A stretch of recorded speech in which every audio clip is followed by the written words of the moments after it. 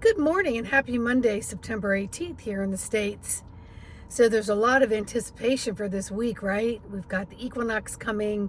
And for those of you who are still toddling and you might be anticipating something going on here or globally, that's going to create a change or an upset, knocking over the apple cart, so to speak. So you've got many people bracing in anticipation of, which really boils down to you're getting on raw nerve because you're asking your nervous system to prepare for something that you're not sure how you're going to handle it. No matter how much information you toddle and receive, you're still just not sure if it's actually going to happen or if it's going to happen the way people say it is. And what have you prepared for anyway, right? Seriously, you've got some cracker crumb people out there, putting away their nest egg and food and all kinds of other things in anticipation. People have been doing that for years now. Anticipation for what? Now you got to cycle through and get what's expired and use it. And then you got some coin or some invisible coin you may not know what the heck to do with. So what y'all doing? It's taking you out of living in the moment. It's putting your adrenals on high alert. It's putting your nervous system on high alert. When you're on high alert, you cannot physically take a full breath. What happens when you take a full breath? You tell the parasympathetic nervous system you're safe, that you're okay, that all these protective enzymatic hormones do not need to be released. And then you release your relaxing hormones, your endorphins, serotonins, etc. And you allow your body to relax, and then it receives and retrieves and transmits and transmutes energy of information, communication, with a little more clarity. You're not in clarity when you're in fight or flight. And most of you have lived long enough to understand that. So, when you're anticipating a vacation, you're prepping for it, but you're prepping for it with a different enthusiasm because you're in anticipation of a woosah moment. Just like if you're preparing for a heavy week or maybe an upcoming surgery or upcoming unpleasantries, you're preparing in anticipation for something, you're bracing yourself only to find out what? The vacation wasn't all that. And the anticipation of fear wasn't all of that. And perhaps you braced, and then you flooded this body full of all kinds of stuff, and now you need to recuperate from the anticipation of whatever it was going to occur.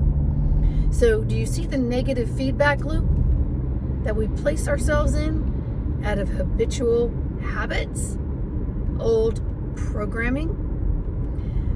The world's not going to end, my friends. There isn't another world to step onto. That's right. You're going to stay right here planted, and you're going to clean up and restore, and you're going to revive yourself first.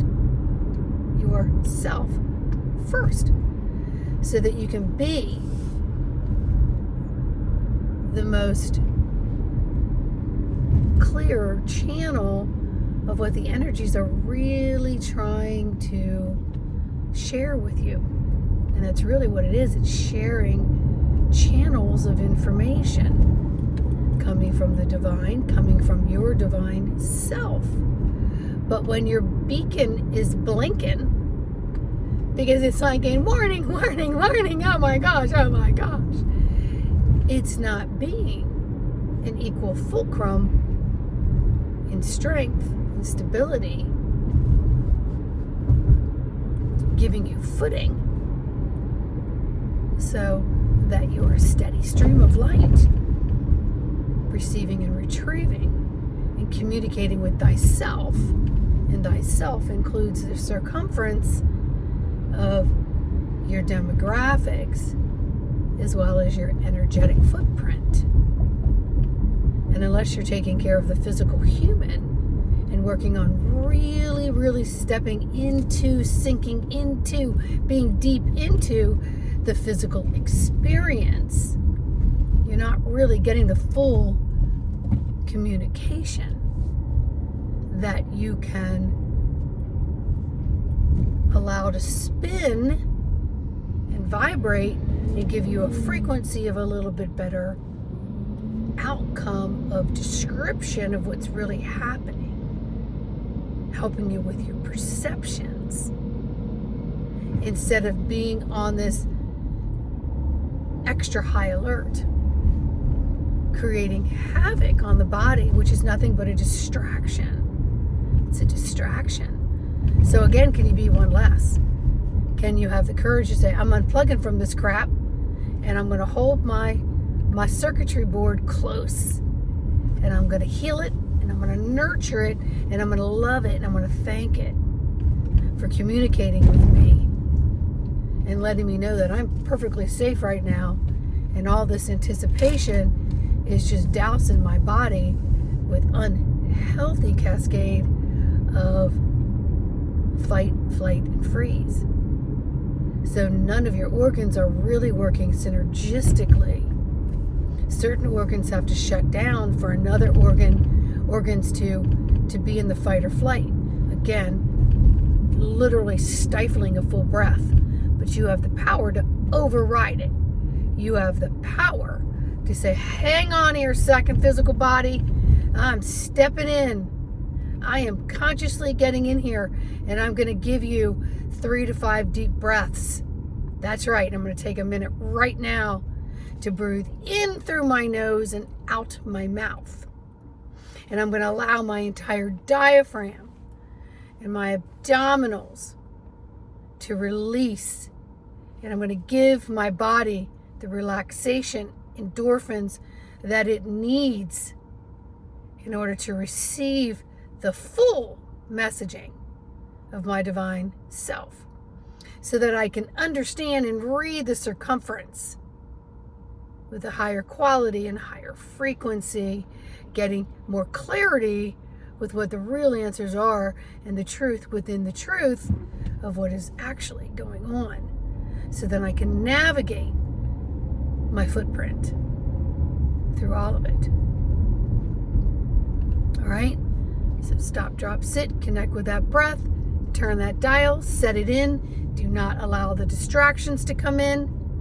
When you see, sense, and feel it, remind yourself to drop into that breath and repeat until it can become a little more of an overriding autopilot for you. I can promise you your day is going to go smoother. If you need any help on the journey, you know exactly where to find me. In the meantime, I appreciate every like, subscribe, and share, and every single comment. I love you all very much. We've got this. Happy Monday.